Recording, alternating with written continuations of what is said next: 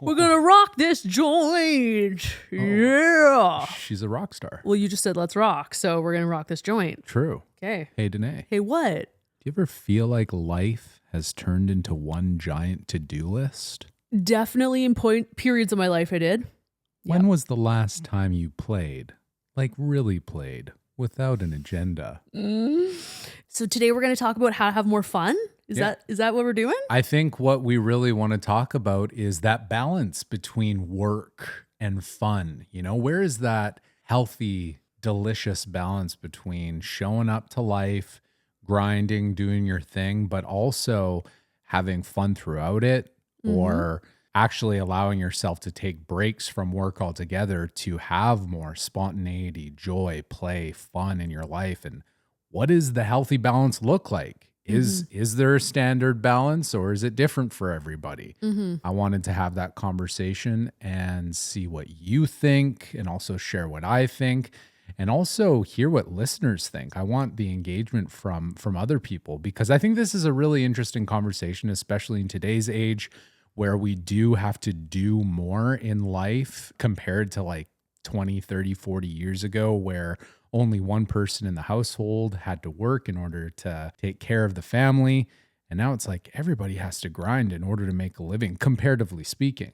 So it's like, where do we find that balance? What do you think? Braun's on a mission to get us all to have more fun in life. I think it's a healthy idea. I Generally agree, speaking. 1,000%. I think a lot of us do go through life, like even as you're listening right now, like how much fun are you having in life? Do you feel like your life is fun? Are you having fun on the daily? And I think a lot of us have been in routines of just feeling like life is a hamster wheel. We get up, we eat, sleep, work, repeat. And yeah, there's probably a lot more room for fun in our lives. Totally. How about you? Do you feel like you're having enough fun? Honestly. I don't think I think there's always room for more fun. Yeah. 1,000%. I think this is an area for me that I have always struggled with. I'm having more fun now than I've ever had in my life since childhood. That's good. And I can And definitely... I can echo that, like from what I've seen of you. Yeah. I don't think you're bullshitting there. I think that's accurate. Yeah. And there are a number of things. I'm excited to have this conversation because I feel like, you know, it could be easy to just say to someone like, oh, go out and have more fun. But there's often reasons why we're not having fun, and certain things that have either happened in our lives, in our belief system, that prevent us from like just having fun more often. Totally. And I feel like I remember at one point, I remember you saying this to me like a number of years ago, and it like really stuck out. Do you know what I'm going to say? No. I remember you telling me like how you described me to one of our mutual friends or something. And you said to me something along the lines of like, yeah, Danae's great. I love her. She's really serious a lot of the time, but like, you know, she's great. Do you remember that? Shit. No, I don't remember that at all, but it rings true from how you used to be. Yeah. And once again, there's reason for that. I think for a lot of us, and this was my personal experience, a lot of us, I think, can experience things in our younger years of life where we get disconnected from our childlike selves, right, and disconnected from our fun. Right. And, you know, as you're listening, like, I invite you to think about that for yourself. When was the point in your life where you got disconnected from your childlike self? Was it when your parents split up and all of a sudden, you know, shit's real and you're thinking about living in different houses, or you had to switch schools? And it's like these consequences of different life events can unfold and just strip away our, you know, sunshine and rainbows reality. Wow, that's a really powerful question, and one that I didn't even really think was going to come up, but I think that's such a key question to ask. Oh, yeah. And if you haven't asked that question yet, like maybe pause the audio for a second and really ask yourself that. Reflect on that question. When did I lose my sense of childlike innocence, my childlike sense of play, my desire to play from that child perspective? Yeah. At a very young age, I interacted with some very heavy content. Right. We'll phrase it like that. Sure.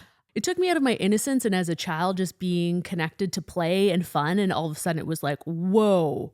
And it wasn't until probably the last couple of years of my life, because then when that happens to us so young, we can then just go through this trajectory in life where that, especially if it happened in childhood, it becomes the norm, the set Right. point. You don't know anything different. So that's why that memory of you saying that is so clear to me, because I didn't even realize I was like that. Right. I just lived my whole life being that way. And it wasn't until, you and maybe some other life events unfolded where I realized, wow, I am kind of serious and I am taking life seriously to Right. make you stop and be like, maybe I should be doing life a little bit differently. Right. I think there's a lot of things that included, but I think there's a lot of reasons why we unconsciously hold ourselves back from enjoying and playing in life more. I mean, I think for a lot of people, they see exhaustion as a status symbol and productivity, the level in which they produce in life, is a measurement of their self-worth. And so they're on this grind because that's how we've been taught on a societal level, Hmm. where we get the most joy out of. But the truth is that a lot of the time can strip us away from our core authentic reason for feeling that Oh, yeah. joy We were and literally play. just talking in school today about the school system and how, it's kind of was designed to get us just to be worker bees Yeah, and to not really connect with ourselves and our pleasure and our joy and our passion and our fulfillment. Like those things aren't taught to us when we're younger. They're just taught us to grind.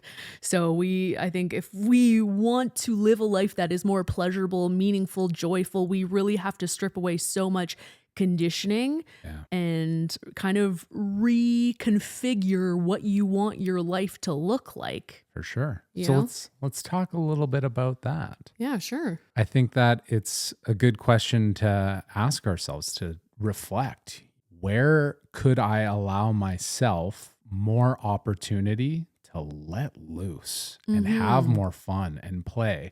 And I think another important part of this conversation, too, is to acknowledge that the emotion of fun, the emotion of play, the emotion of letting loose is definitely not necessarily connected to an action or something that you do. In other words, it's like, what brings you joy? What brings you play? What brings you fun? And a lot of people might say, going out dancing, going out for a hike, or traveling. And what we're saying to ourselves is that we have to go and do those things in order to feel that emotion. Like to have an external experience to feel a certain way. Correct. But what I'm saying is that what if we could bring the emotion of fun, of play, of letting loose to our daily lives more, Mhm. whether we're working, dropping off the kids, cleaning our house, whatever menial task or maybe even challenging task. I mean, and I've really had to think a lot about this because the work that I do with coaching and with hypnotherapy, I've had to learn how to take these very heavy experiences in my life and make them feel like I'm not taking them so seriously. Because if I do, I get low. Mhm. So how can I make my professional work more joyful, more playful, more lighter without taking it so seriously? Right. You Like if know? you're working, we all have our stresses within our jobs and careers, but yeah, especially if you're working in an industry where you are dealing with some really heavy content. Your job as a coach, counselor, it is like to help people with their problems Yes. and some really, sometimes dark, heavy stuff. Yes. So, yeah, how do we do that? How, in your opinion, how do we bring more fun on the daily? I think the root of it is just setting that intention, bringing more lighthearted energy, lighthearted play. It all comes down to our attitude. In Mhm. other words, we can take our lives and our jobs and our situations so seriously. And I think that that's the habitual set point for so many people Mhm. because we've been so hypnotized to see the world like that. We're so conditioned to worry about things that are so outside of our control. And in Mhm. order to shift that, we have to stop ourselves and really challenge the way we're showing up and Mhm. recognizing that all of this worry, all of this taking life so seriously is actually inhibiting us from having joy along the way. Yeah. And I think it's also really important to say it's not that we should strip out seriousness altogether. There has to be a balance. It's important to take life seriously, but if we're taking it so seriously that it's draining us from Yeah. our joy, and I like that how you opened the conversation, that lighthearted, childlike, playful energy, because Mhm. at the root of all of us, that's really what we are. We're just Mhm. kids at heart wanting to enjoy and love life. Yeah, I love there's some sort of saying or quote talking about how, like we come into this world as this beautiful essence, love, yada, yada. And then life happens and it can strip so much of that away, or we build barriers or boundaries. And like life is really about stripping away that armor and getting back to that childlike self. Right. And so I think so much of it is when we ask the question of how do we have more fun, it's looking at like all these different layers of trauma, conditioning, thoughts, emotions that we now have to unlearn to get more so back to that. Totally. I think one of the biggest ways back to that is really analyzing how and where we're still caring what other people think of us and how we show up. I love You that know, you brought that up. right? I mean, I think that's the core of it. In Yeah. reality, it's like if we didn't give a rip about what other people thought of us, Yeah. we would just be our natural, free, loving, playful, joyful selves. Like just like we were when we were kids. Yeah. And so I think that if we reflect on where we're still invested in how other people are going to judge us if we were to show up as our authentic self, we can really be like, oh yeah, I'm still holding back. I'm still not really letting myself loose because I'm scared of what my family, my friends, what society would think of this part of me that's actually really real and really fun. Yeah. Well, once Right. again, you think back, sorry. If I No, cut no, you off. go ahead. Yeah. Yeah. Once again, it's like you think back to, I think for a lot of us, it either happened in like elementary school or high school, where maybe you started getting bullied or you just start to become very conscious of others. And so as a result, and I mean, we are hardwired to want to fit in and connect with others for acceptance and approval and survival. And so how often do we then during those periods of our lives, we like like I don't know about you, but like think back to when you were a teenager. Did you stop, wearing the funky makeup or the crazy shoes or outfits because you thought it wasn't like cool or trendy, and so then you instead start wearing just like, the designer jeans and the black outfits or whatever to fit in, but you sacrifice your authenticity. Right. And with that, then once again, a lot of us go through life where we've learned to like stop being who we really are and what is fun for us. Yeah. And that's so unique for each person. It is. Right. And so I think a lot of the time you ask a person in adulthood, like, what do you like to do for pleasure? What is your passion? What do you like to do for joy or all, in this area? And I don't know about you, but it's like so often people say like, oh, I don't really know. Right. And I think it is because for so long we have been so disconnected from our authenticity and what does bring us pleasure. We've learned to just succumb to what society conditions us to do and be. Totally. And I definitely had to go through this in my, probably later 20s and 30s, where I had to consciously ask myself, what would I actually enjoy doing today? Yeah. And for a while, I legit didn't know. Wow. And so it's like, if you're in that place, like if we were to ask you right now, what are you passionate about? What do you love to do? What do you want to pursue? And you don't know. It's like looking back on your childlike self can give you some of those answers. Yep. But even for some people, maybe they didn't have a good childhood. Right. Or they completely have no memory of it. Totally. So then it's like, okay, well, start paying attention to the things in life that do spark a little fun or excitement. Ah. And if you still don't have any of that, well, then you just got to go outside of what you know in your comfort zone and go out there and start experiencing new things. Totally. Testing the waters. Yeah. Recognizing, like you said, what rings your bells, what lights you up, what makes you curious, Yeah. and going and experimenting. Totes. Absolutely. I Totes. think it's such a powerful conversation to have. And I mean, it's interesting because a big part of the reason why I wanted to have this conversation today is because this last week I was getting a little bit burnt out, and I recognized that I was just working too hard and I was starting to take my day too seriously. And I'm like, holy shit, like I need to pull back and I need to listen to my body and take a day off and just enjoy the moment instead of feeling like I have to grind. I mean, it's just so easy to get lost in grind mode and creator mode and future mode, as opposed to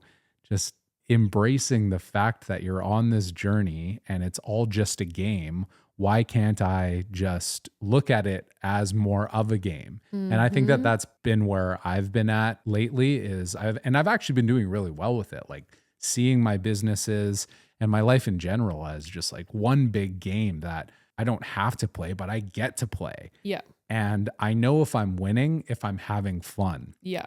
But I had a day the other day, and honestly, even a little bit today too, where I'm just burnt out. And I Yeah. think that has to do with, working every single day, even the Mhm. weekends, and going to yoga and going to the gym, probably not drinking as much water as I could be, and just like the effect that that has on my overall energy. It's like, Bron, chill, drink water. Yeah. And fueling yourself properly if you're Totally. working out that much. Totally. But my point is like this whole idea of thinking about your life as a game, thinking about life as a game. Mhm. And the way you win is how much fucking fun am I having? Mhm. Turning the metric of success from external to internal. Because the truth Yeah. is that, I mean, if we want to use money, for example, as a metric for success, you might get a lot of money, but as soon as you get that, you're going to want more. So it's Mhm. like there's no end. Mhm. However, there is a quote unquote end right now in this moment if you turn that metric into one of happiness. If Yeah. I'm happy, if I'm having fun, if I can look back on my day and say, fuck yeah, I'm actually creating what I want to create, that then you're winning the game. Yeah. And I love that. It's like life, let's take life seriously, but not too Yeah. seriously. Like I like it thinking of it through the lens of it being a game. I'm picturing a lot of people listening right now who are like, well, that's all well and great, but I have kids and a job. And like, I think as you just spoke to, the burnout factor is so huge for a lot of people. If you are burnt out and you have a million things on your to-do list, it's really hard to have fun. So it's like, are there ways where we can what's the word, offset some of our responsibilities in or our output in some capacity, whether that's like starting to say no to things, checking in with our boundaries, like really being in tune with your needs, your self-care, and your what your body is telling you. And if I can be 100% with you, like I think one of the best things that happened to me was losing my job Right. in radio last year. And I think a big part of that was because I had been living a certain way since childhood, where it was just like work, grind, work, grind. And that's what I was used to. And Right. sometimes it takes a life event to throw us off of this path that we're on to make us realize, oh, there's another way of living. Yeah. And I think for a lot of people, like if you're burnt out and if you're living a life that isn't in alignment, you're also not going to be having fun and you're going to be more likely to be burnt out. Mhm. Mhm. So it's like also check in with yourself right now when it comes to your job, your relationships. Like, are they in alignment? Mhm. Because if you're living a life that isn't, you're probably not having a lot of fun. Totally. So for me, losing my radio job, I wanted to get into counseling in this industry for so long, but I was holding on to radio because it was what I had done for 20 years. It's what I knew. Security. It wasn't in alignment anymore. I lost my job, and best thing that could have happened because now I'm Mhm. not only like living that same pattern of grind burnout, but I'm also actually connecting with a life that's way more authentic. So I get to have a lot more fun every day. I also like what you said about empathizing with the people who think of all of the things that are on their to-do list and all of their responsibilities. I think that even though those things can feel heavy from one perspective, and like I get it. We all have responsibilities. We all have things that we have to do. And I think that that reframing of seeing it as just a game can actually be really helpful because we, for one, can stop taking it so seriously. And two, maybe even challenge the narrative that says, do I have to do it? Yeah. Or do I have to do it on the level that I've been telling myself that I have to do it? Yes. Maybe I don't. What would actually be the realistic consequences if I didn't or did it less? Maybe if I had a better communication with my boss or my kids or my husband or wife or friends or whatever it is, or whoever it is, maybe I can find a way to make this whole relationship experience better for me and for them so that we can both feel good and get more out of it, whatever that is. Yes, you just spoke to one other thing I was thinking about was like perfectionism. Totally. I think a lot of the time we're taking things so seriously because of that perfectionist mentality. Yep. And it's like really looking at these areas of life and questioning, like, does it have to be this way? Like, I think of personal example right now, like my partner has a daughter. Yeah. And this is the first time I'm interacting with, kind of being a quote unquote step parent Yeah. and helping to raise kids. And it's like for any parents out there, you probably know it is so overwhelming when it comes to kids because there's so many variables. You're constantly asking yourself, am I doing this right? What could I be doing better?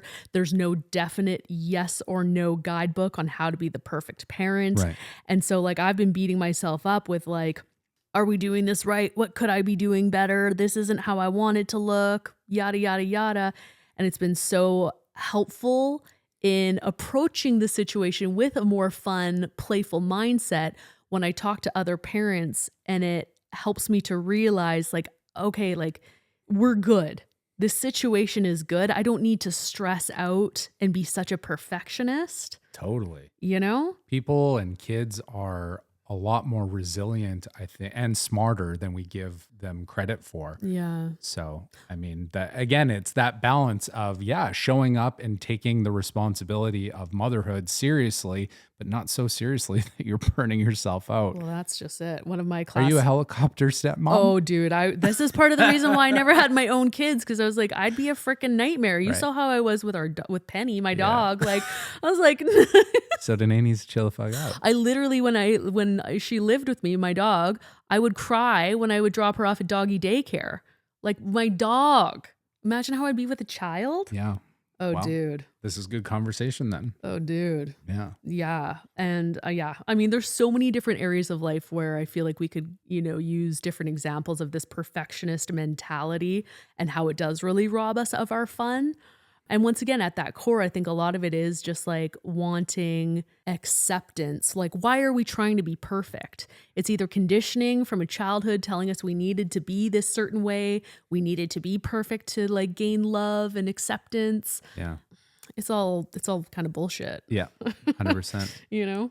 I think another way it shows up is, and it ties into what you were just talking about with like the perfectionist attitude, but the question is what we believe we're supposed to do Yeah.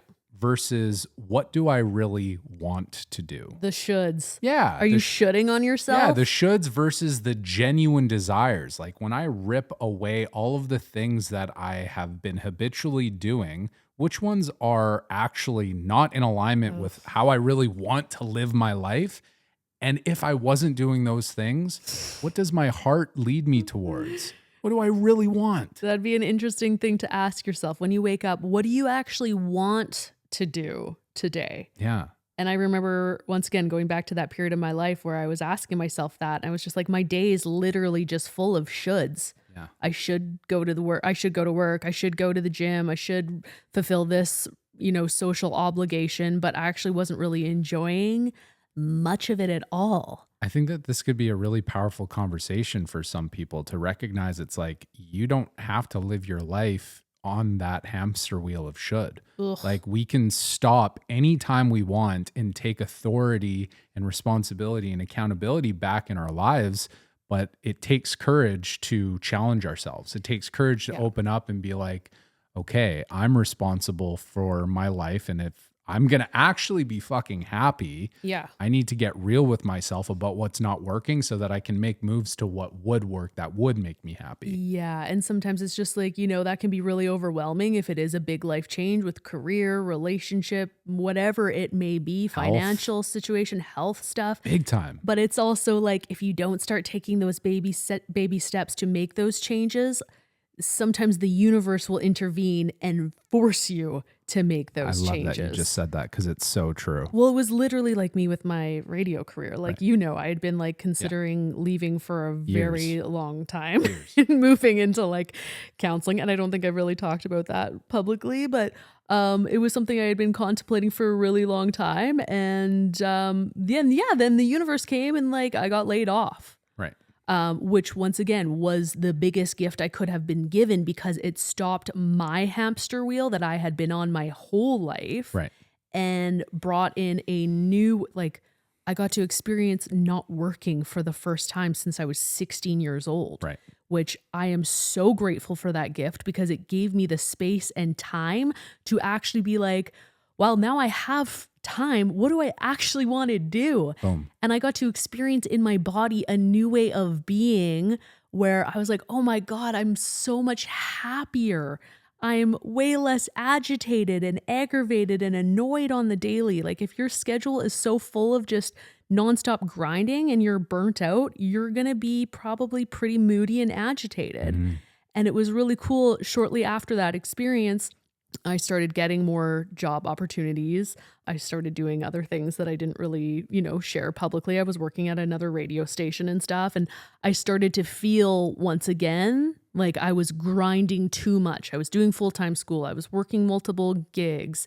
And I started to feel in my body that like agitation come back and that lack of joy and pleasure. Right. And I was like, no, okay, I quit those jobs Yeah. and I'm grateful for that felt experience of the difference of those two lives. I love that. Yeah. Danae's journey back to her feminine. Dude. Yeah. Beautiful. That's what it's been. And I'm so, like I said, I think I'm the happiest that I've been since I was definitely at least a decade, like probably 15 years. I love that. Yeah. That's so beautiful. Yeah. I think I want to tie off this conversation by just acknowledging the narrative around enjoying life more, having more play, having more fun. It's about that balance. And I think that's why this episode is about, work and play. Mm-hmm. And ultimately finding play in work Mm-hmm. as well. Yeah. Finding how that can meld together as one. And I think that it's a used and abused saying, but so true. If we are pursuing what we really love in life, we won't really feel like we're working in Yeah. the same way as we would if we were doing something just to earn a paycheck. Yeah. And I love as you're talking, like I'm really thinking about the reality of like what needs to change for somebody to start having more fun. And I think it really does take a conscious stop to be more mindful of not only how you're living, but I think a lot of it, as you talked about before, is like our thoughts. Yeah.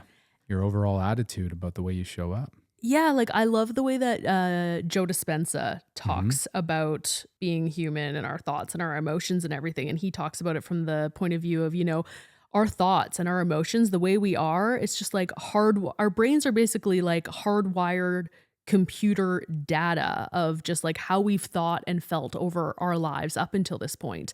And if we want to change how we think and we feel, it takes like a conscious stop to actively choose different thoughts. Absolutely. And we can over time, if you consciously continue to be mindful of changing your thoughts, challenging those thoughts, realizing that our thoughts are not reality. They are not reality. Oftentimes they are picked up from things that our parents told us, society has told us.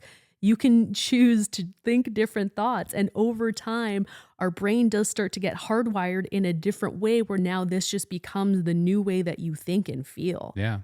It's really about taking ownership of how you think about your life. And that's it. Yeah.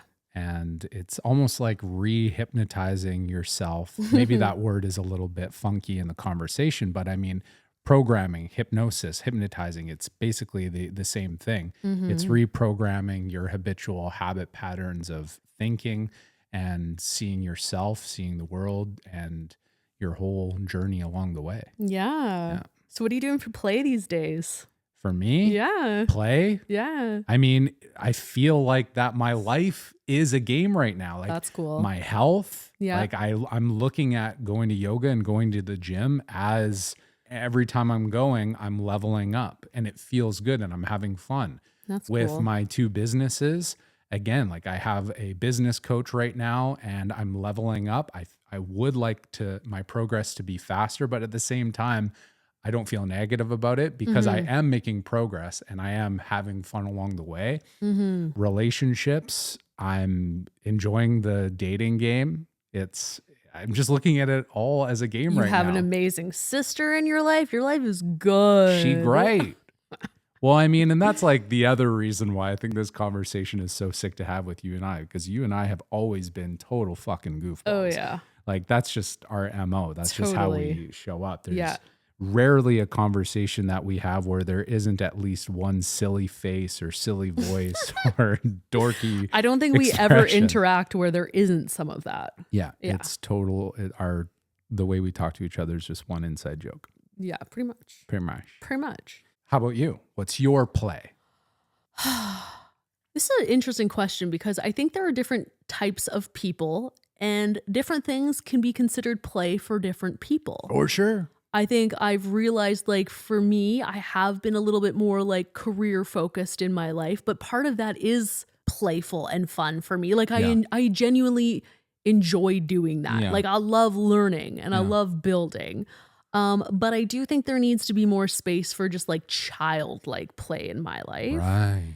And that is somewhere where I need to, I think, still consciously make those self appointments Right. with myself. Like going to dance class Right. is something that brings out that side of me, which I don't really do very much. Right. And For me, by the way, it's Yeah. to answer what I think you were asking. For me, Yeah. it's poker. poker. Yeah. Oh, okay, cool. Oh yeah, that's like my Interesting. child and I'm making Okay. money off of it too, so that's good. Yeah, for me, I mean, it is oftentimes like if you look at what you love to do as a kid, that can be what you're still play as an adulthood. And like, what did we love to do as kids? We performed, we put on costumes and dances and performances, in front of our family. Yeah. But I'm also these days being much more conscious of that. Like my partner and I are talking about going on a road trip and wanting it to be like an 80s themed road trip. That's so cool. And we're going to get matching tracksuits and just go like 80s themed. Hell yeah. Just That's so awesome. Like I love dressing up and my best friend Charlotte, she Yeah. always has like themed parties Yes. and stuff. Like any opportunity to dress up and be a character or play, that's my bliss mode. I feel like Sam could rock one of those blonde wigs real good. I don't think I want to see my boyfriend in a wig. Oh, No. I feel like once you see him, you won't want Yeah? him to take it off. I might have a different opinion on that, but I think he could definitely rock a tracksuit, He could rock a tracksuit. right? You guys gonna get matching tracksuits? Yeah. Hell yeah. Dude. Yes. That's badass. Yeah. Yes. Matching bathing suits, like velour tracksuits, all the things. Like he's gonna get like a 2-piece? No, just maybe same pattern. Shit. Anything else you want to share on this topic? I don't think so. Just, I think going back to the childlike self Yes. is like a really big thing. And maybe spend some time connecting with that childlike version of you, whether you're a visual person and you just want to visually connect with them, you want to do some journaling, maybe write your childlike self a letter.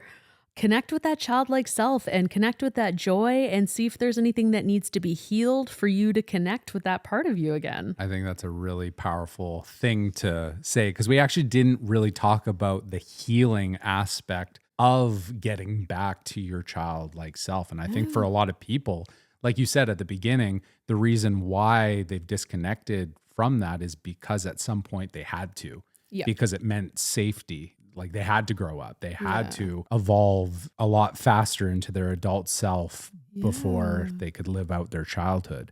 And so there absolutely could be some healing that needs to be done before or in order for you to connect back to that childlike self. Yeah, and I think you can Important ask point. I think you can ask yourself, what was it that I didn't get in my childhood? Yeah. And provide that for yourself now. Now. So it's like reparenting yourself Yeah. now as an adult. Yeah. That can be so healing. For sure.